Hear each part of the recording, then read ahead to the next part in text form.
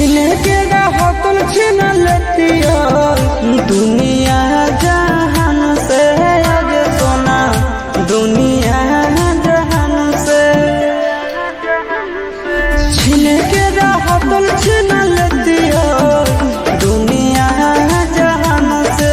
आगे सोना दुनिया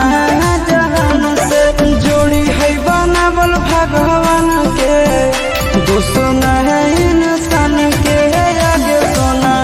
दुश्मन है इंसान के जोड़ी है बनावल भगवान के दुश्मन है इंसान के आगे सोना दुश्मन है इंसान के।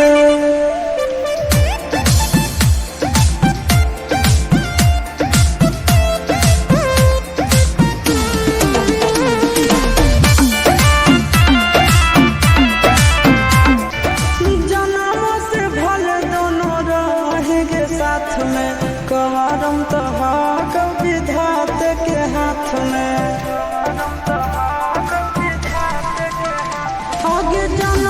से भले दोनों रहेंगे साथ में करम तो हक विधाता के हाथ में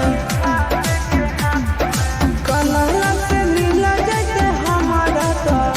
मंगल दियल कान के है आगे सोना मंगल बनावल भगवान के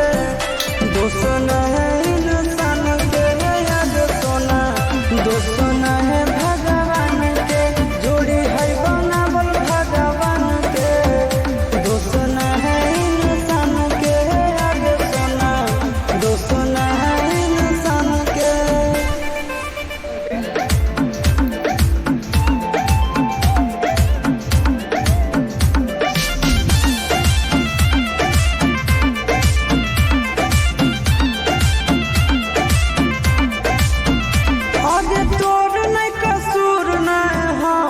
कसूर गे दोनों के कैला का ऊपर वाला दूर गे